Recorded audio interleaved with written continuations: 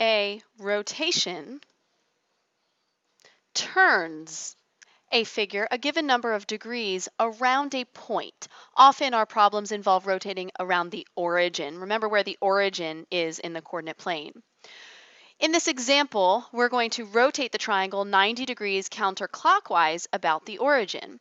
Well, in our table here, this is a shortcut way to tell, if you memorize these, what the coordinate points are going to look like after a rotation. But one important thing to remember is that every 90-degree rotation takes us to the next quadrant if we are rotating about the origin. Often we talk about going clockwise or counterclockwise. If we move this way, that is clockwise. So, like a clock, starting here and moving one quadrant over is 90 degrees clockwise. If I go another 90 degrees, then I'm moving from this quadrant to this quadrant. That's 90 more degrees clockwise. Well, if I put those two together, then I see 90 plus 90, that's 180 degrees of a rotation. So that's how we can figure out 90, 180 degrees, or 270 degrees.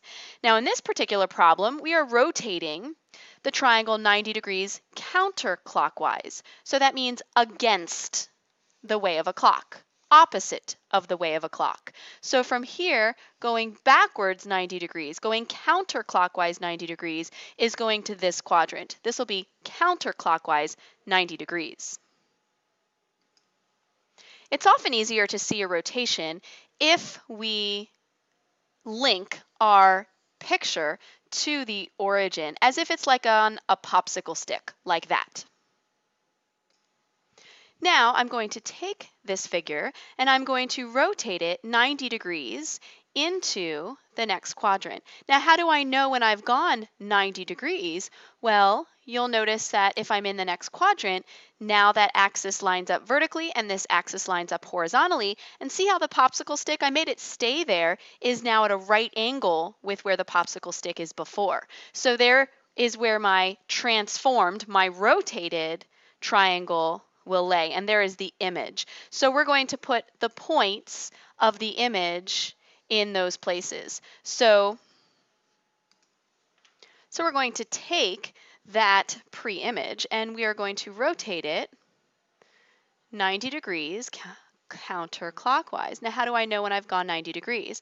Well, I've made the original figure stay there, and see how my axes are now again horizontal and vertical, and the popsicle sticks, the anchor that was stuck to that triangle, makes a 90 degrees with where it is right there. So my original points that I could label 2, 2, and 1, 2, 3, 4, 5, 5, 1, and 1, 2, 3, 4, 1, 2, 3, 4, 5, 6, 4, 6. Let's see where they've ended up.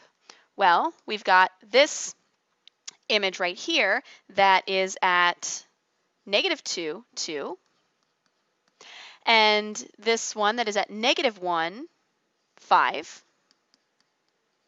and this one over here that is at 1, 2, 3, 4, 5, 6, 1, 2, 3, 4, -6, 4. So do you see what happened to the ordered pairs?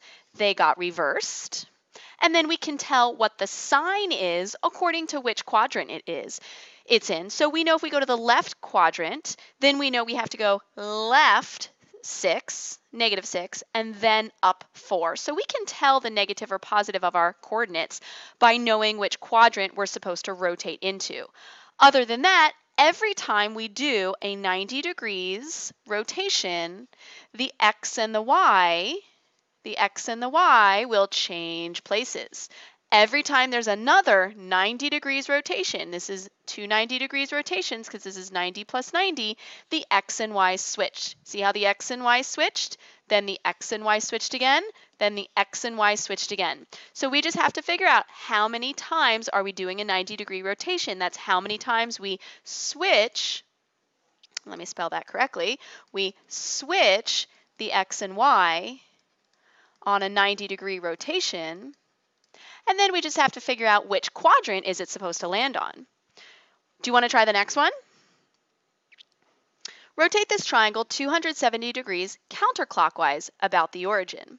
So where is that going to land? Counterclockwise 270 degrees. 270 degrees is 90 plus 90 plus 90. It's 3 90s. Counterclockwise. So that's going to go here, here, and then here. So it's going to end up in this quadrant. This is one 90 degrees, this is a second 90 degrees, and this is a third 90 degrees. So we know it needs to end up in this quadrant. Can you figure out without having to use the visual where the points will end up? Give it a shot. Let's start by labeling these points. This point is at negative 1, 2. This point is at 1, 2, 3, 4, 5, negative 5, 1. And this point is at negative 1, 1, 2, 3, 4, 5, negative 1, 5. I'm going to make my little popsicle stick because I'm going to actually rotate it so that you can visualize it. Can you figure out where those points end up before I rotate it? So this time I'm deciding to take the points with it, just so they're right next to it. Oops, 90 degrees counterclockwise. There's one turn. One more 90 degrees makes 180. One more 90 degrees makes 270. That would have been the same as if I had gone 90 degrees clockwise. So where do our points end up? Our image. Well, let's see if you got these correctly. This is at the point 2, 1. See how the x and y reverse? But now I'm in the positive quadrant. This is at the point 5, 1. Again, the x and y reverse, and now I'm in the positive quadrant. And this is at the point 1, 5. Again, the points reverse, the x and y reverse, and now I'm in the positive quadrant. Did you get it?